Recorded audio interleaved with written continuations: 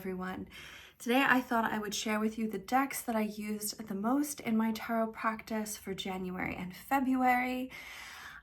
So far 2025 has been very interesting.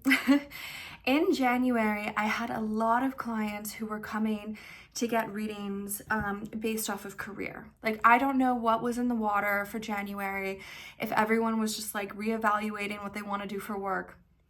But I mean, like 75% of the readings I did in January were, should I change careers? Do I go back to school? Do I change my job position? And these style of readings, like the type of readings where you're doing analytical analysis or pros and cons with clients, you need a specific type of deck. You need a deck that is very straightforward, that is very clear, that's very illustrative.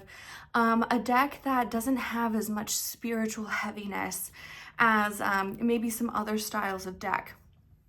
So especially if you're trying to do multiple kinds of readings, I find that the different artwork, different creators, they have a different way of approaching and communicating archetypes in tarot. So January, the decks that got the most use out of my collection tended to be the most straightforward decks, the decks that are not convoluted. They are very practical, and the way that you use them and set them up is very great for strategic thinking and decision making. Now, February was totally different. Now, I don't know if that's because Valentine's Day was in February, but February I did a lot of reconciliation work. And in fact, I did so many reconciliation services that I actually I had to update my online shop to include reconciliation work for individuals and couples. And I think I'll leave that in my shop for a while. I'll leave those services up in my shop for a while. February was totally different. February, the decks that I used were focused on empathy, emotions, connecting with others, and deepening our relationship and our connection. So very, very different approach, a very different tool that I would need for a reconciliation and relationship healing than compared to career and decision making. So that's how I kind of structured today's decks for you guys. I have one pile of decks that I use that are typically my practical, no nonsense, tell me what I need to know, let me make a decision deck. And then I have other decks that are more about feelings and how do you feel about this thing and how do you connect with this thing that we want to deepen in our relationship. They're more emotive and hard to pin down, but they're really, really great for relationship readings. So let's get started with my practical decks. The first practical deck, and you guys have seen, this I've shared with my collection a lot. Man, this deck, I get so much use out of it. In fact, I almost feel like I should buy another copy. I shouldn't just have one. This is the Witch's Garden. This is a mass market deck. You guys might have seen this on my channel before. These are the backings, beautiful green. The cardstock is nothing special. It has a little bit of a glare, which I'm not like too thrilled about. Because a lot of my readings I do remote via Zoom, so I have to like hold the card up to the camera, and I really I get annoyed at the glare. I know the glare is not so bad on this compared to other decks, but I still love to use this deck because the illustrations are very clear. They're very clear, they're very direct, they're very no nonsense. It's an easy read. Let me just hold up some cards so you can see. The characters and the illustrations, they're very emotive, they're very expressive. Here's the star. There's a lot of deeper symbolism in the deck that you can use to really get a good idea of what they're trying to communicate. So what I like about the Witch's Garden is when I'm trying to do pros and cons, when I'm trying to really dig into the analysis of a situation, these cards are so individualistic.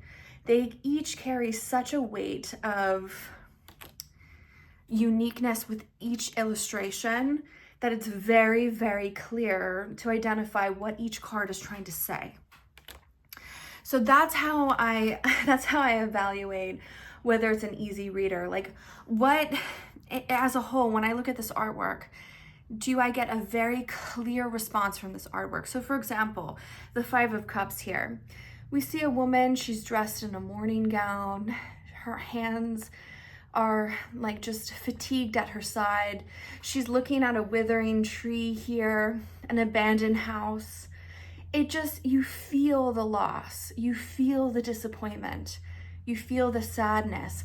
Gray clouds up above, ahead, kind of gloomy and sad. Very, very clear what this card is trying to tell you. Compared to like this card, for example, the Three of Pentacles, has completely different color palette, completely different scene. We see a young, very like capable young worker who's working very hard, who's trying to build something, put something together, and they're collaborating with their like little hedgehog and a little fairy down here. He's standing on the work table. And so it's very, very clear that this particular card is trying to talk about collaboration and teamwork and solving a problem, right? Completely different than the previous card.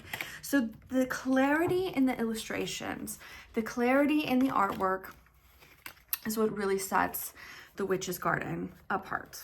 So if you're looking for a deck who really says what it's feeling, what it's thinking, is not convoluted, Witch's Garden is a great deck because of the art and the illustration. What I like to use this deck for clients is because I can explain a situation and I can hold it up to the camera, and most people who see the illustrations in this deck immediately get it. They're like, okay, I know what you're trying to say. So the first deck that got the most rotation in January is the Witch's Garden. It's just practical, no nonsense, easy to read. The second deck is the Children of Litha Tarot. Here's the box that it comes in. Really pretty. I love the maroon red and the roses. It's just very excellently crafted deck. This is the guidebook. So pretty easy to read guidebook. They have the reversals, keywords, upright and reversal meanings in here. So in terms of like a study deck, really great. The deck itself is beautifully crafted. I wish everyone made decks like this.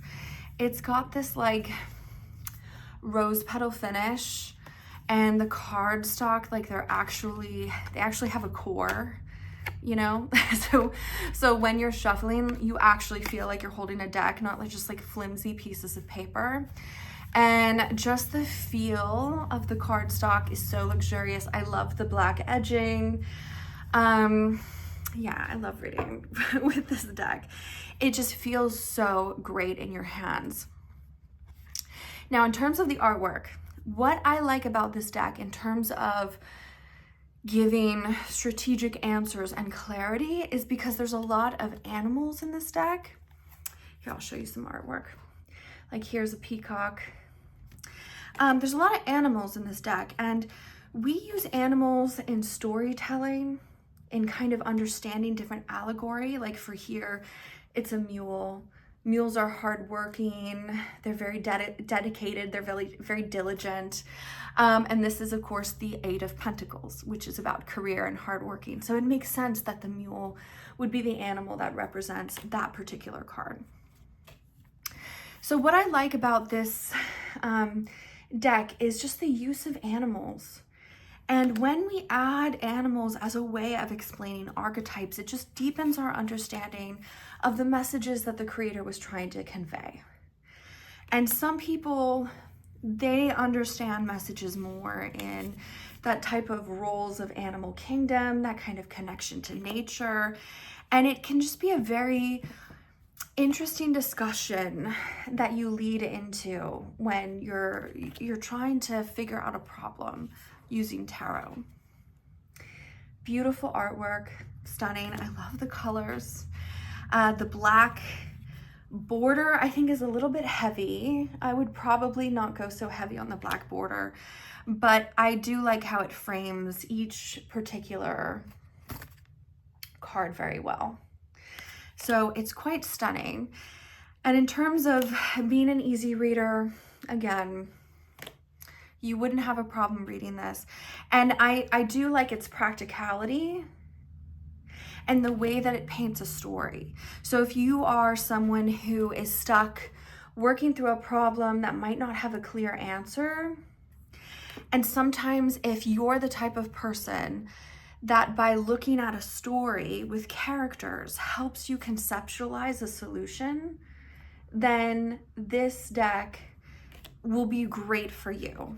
It would be great for you to use because it's full of the characters of animals, and they each tell their own story, and they each have like a wisdom within our understanding of these animals.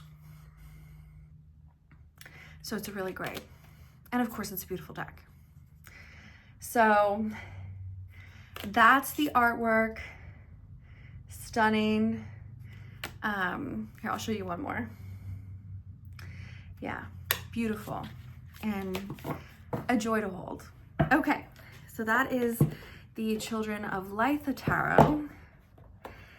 The other tarot deck that is still very practical, but more fun and whimsical, is the Shadowland Tarot. And I was just showing this in my other video here. But I do love using this deck for practical readings because the artwork is so whimsical, it's so fun, it's so silly, but also it's very clear. Similar to the Witch's Garden, the illustrations here in the Shadowland Tarot, they tell you what is going on. They're very clear in what they're trying to illustrate. So if you're looking for a deck that tells you plainly, this is a great deck to use. But this deck has a lot of humor as well. So if you're looking for something fun, something humorous, something silly, this deck, this artwork is just a joy. It's a joy. So first of all, the backings are kind of a little bit bright, obnoxious yellow. I can't say I'm a fan of the backing. It's a little too much for me, but the cardstock is really great and it's matte, which I love. So even though I hold it up to the camera, you don't get that obnoxious glare. So I really like that in my own practice. Matte is definitely a big plus for me. But let me just show you some of this silly, funny artwork here. It's supposed to be a little creepy. It's supposed to be like a little, you know, Halloween-esque, but it doesn't take itself seriously. So I really love to do practical readings with this deck because it kind of lightens the mood. It kind of, you can't help but smile when you look at just this artwork and just how quirky and silly it is. And so if I'm dealing with a client who's maybe a little bit stressed about a decision, maybe they're caught between, you know, different choices and it's causing them a lot of stress and anxiety, this deck, because it's so silly, because the artwork is so whimsical, it just helps release some of that tension. It really does. I tend to be someone who collects more serious style artwork decks. I'm not really into the kitschy stuff.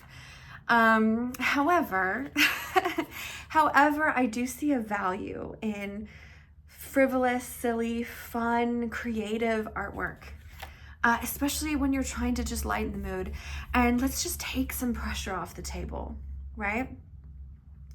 Getting a reading can be fun. It can be silly. We can laugh at the figures. We can laugh at ourselves.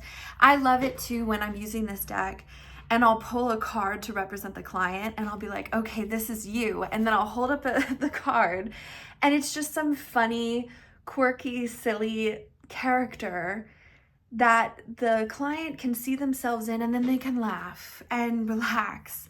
And, you know, it's just, It's so fun. But at the same time, what I like about the illustrations in this deck is they're very clear. They're very clear. You can clearly see the artist's intention behind the archetypes and what they wanted to illustrate.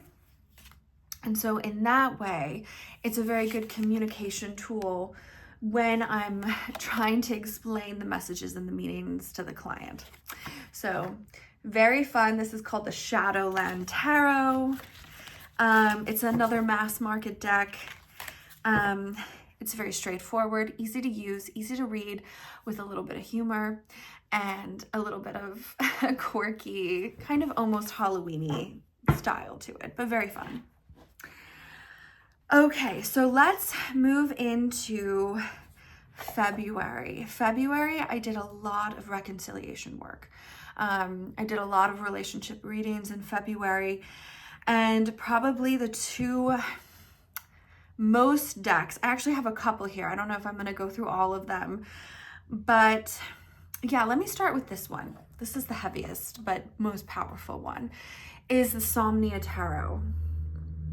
I love this deck. I've had it for several years, and it's by Nicholas Bruno, and I really find this deck is very useful in helping people express pain and also deepening and practicing empathy. And let me show you why, okay? So this deck is a little bit different because it's all like photographs. It's not illustrations. So it definitely brings a level of realness to the reading because they're photographs. But what's creepy is that all the people have sheets over their head. Like you can't see anybody's face. You know, they all have sheets on their head like this. And so at first they kind of look like a little creepy, actually. They kind of look like ghosts, you know, because they're all pictures of people with their faces covered, and it can be kind of uneasy, like kind of unnerving when you don't see somebody's face. You know, like here's another example, where someone is faceless, formless. And like, here's another one. It can kind of be a little creepy at first. So it's not uncommon when I use this deck, the Somnia Tarot, that it kind of puts people on edge a little bit. It kind of increases a little bit of response tension in my clients. But when it comes to reconciliation readings where we're trying to tap into empathy and pain, this deck is really great for that because it kind of heightens the response sensation. The artwork elicits a lot of response sensations in people because it's a little unnerving, because it's a little discomforting. And when we lean into the artwork, that brings out that uncomfortable sensation in us. It allows us to maybe connect with some emotions and sensations that are uncomfortable for us to lean into, that we need to lean into. So the artwork might be a little spooky at first, might be a little unnerving at first, but that unnerving is actually a powerful tool to allow the client to express their pain in an easier way. I don't know if I'm explaining it right, but when I have clients who are dealing with trauma or pain or heartbreak, Somnia Tarot is very, very powerful for them, and it's very useful for them. So here's what the backing looks like. It's just this royal blue, pretty nice. Cardstock's pretty average, I guess. It does have a little bit of a glare, just a touch, but nothing terrible. I have seen worse, so it's decent. Let me show you some artwork in here. Beautiful photography, definitely evoking the dream, the shadow, the unnervingness of a situation. I really like using this deck for reconciliation work because the imagery is so evocative, and it also is, because it's photography, it really puts people in the scene in a real sense, in a sense where they're like, wow, you know, this is something that I could walk in on a scene like this. And how does this make me feel? So as a language tool, Somnia Tarot is very, very helpful with pain and discomfort, things that you're not comfortable with. So reconciliation for the individual, this deck is a very, very great tool. Or any type of reading where we need to do alchemy around pain. I will use this deck for many different types of pain analysis, like pain alchemy. Very beautiful deck, but it's certainly not a beginner deck. I wouldn't say it's not like a Rider-Waite-Smith clone necessarily. It might take a little while to get used to the symbolism and the composition, but it's so beautiful. It's so beautiful. It's one of my favorite decks in my collection for sure. So this got a lot of use in the month of February, and it helped a lot of people work through pain and deepening empathy and just kind of leaning in to some of the uncomfortable sensations around those topics. So that is the Somnia Tarot. Gorgeous, gorgeous deck. The other deck that I have for relationship readings, and you guys might have seen this already, but it's the Lilifer Tarot. So the Lilifer Tarot does basically the opposite of the Somnia Tarot in terms of like song and dance and love. It is similar in the sense that the artwork is very poetic. It is very evocative in its feelings and its emotions and its fluidness, without the uncomfortable tension and the acknowledgement of pain that the Somnia Tarot brings to the reading. So Lilifer Tarot, I love this deck. I get so much use out of this deck. And if you're someone who is interested in astrology, or you know about astrology, they do include that here. It comes in this wonderful box, which I love, easy to store. Here's the guidebook to show you what the guidebook looks like. It's just this little paper book. It comes with the cards illustrated with some short excerpts on there. Pretty great little guidebook. The cards themselves. What I like about this deck is its smaller size. I can easily fit it in one hand. If you're someone who has small hands and you like to shuffle, it's a great deck. It's super, super easy to hold, easy to carry, fits in your back pocket almost. So it's a little bit smaller. This is the backing. It's very colorful. It's very whimsical. It's very fun. So I do love the backing on here. It always puts a smile on my face when I see the rainbows. And a little bit of gold embellishing as well. I don't know if you can see that. Very fun. The cards are, pretty thin. They're not like, thick. They don't have a thick core. But what I do like is no glare. They are matte, which is so, so, so important for a deck like this, because the imagery is it like taps into your subconscious, right? The artwork is meant to really be looked at. So when I'm doing a reading using the Lilifer Tarot, I want my client to look at the artwork and not just like glance at it, but really look at it, let your eyes rest on it, let your subconscious flow with the scene. And, here's an example, like these are two rivers connecting, but they're actually hands with a goldfish in between them and all of these cups flowing. And so you see this dynamic, you see this exchange, and at the heart of it is something alive and beautiful that's being connected by these two rivers flowing of emotions and love and feeling. And it's so beautiful when you think about the 10 of Cups, right? So the Lilifer Tarot is not a Rider-Waite-Smith clone. It definitely has its own voice, but it's meant to help you process your feelings, your emotions. If you are someone who is working through healing around a relationship, the imagery and the artwork in the Lilifer Tarot is so potent and so powerful when you're trying to, how do you put words on something that doesn't exist on a physical plane, right?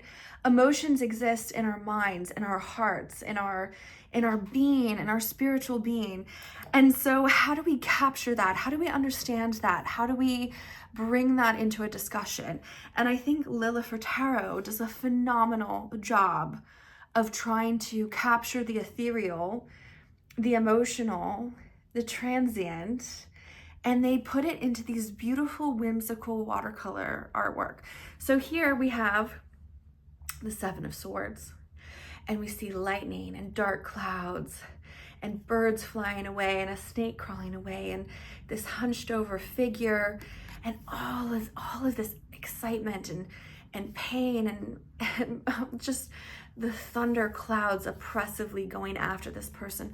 And you can go so in depth with the emotional response from each artwork that if you're doing an emotionally based reading with a client, like especially anything around relationships, the Lilifer Tarot can be very, very powerful. So this is powerful in a different way than the Somnia Tarot is. So the Somnia Tarot is using the discomfort, the kind of scary tension to ease your way into things that might be difficult to express and pain. Lilifer Tarot is about expressing emotions within yourself, being able to express feelings and thoughts and dreams and concepts in a way that is not tangible, right? It's very, very great for relationship readings, especially when we're talking about healing a relationship. Like Somnia is great for acknowledging pain and doing alchemy work with pain. Lilifer Tarot is great for healing, rebuilding, connecting love, deepening the repairs within broken relationships, or deepening our knowledge within how to heal within ourselves, how to reconnect emotionally with ourselves. So for the month of February, this deck got a lot of use. It really did. Oh my gosh, I had so many readings with this deck. And it was beautiful, it was wonderful. And I think that's one of the challenges as being a professional tarot reader, is every single deck, every single artist has a different approach. They have a different way of communicating things to different people. And you want to find a deck that will enhance the reading, it will enhance the tool of the session. And because each artist is so unique, each is so different. And it's funny because I will read for the same person, multiple times throughout the year, and I'll try different decks, and you'll see with different decks, different artworks, it will elicit a different response in the client.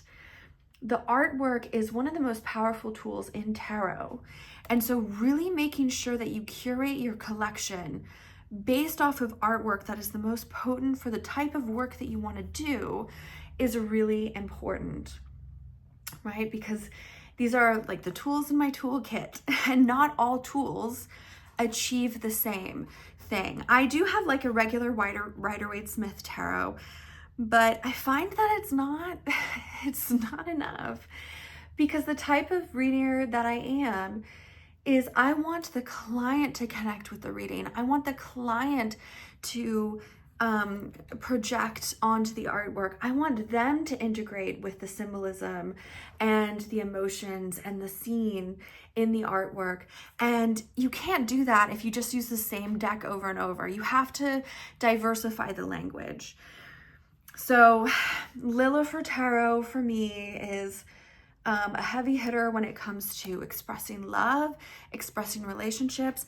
I work with the Lilifer Tarot a lot when I'm working with couples who are trying to find a way back to communicating with each other. How do I, maybe they've hurt each other and they've gone through the healing process with me.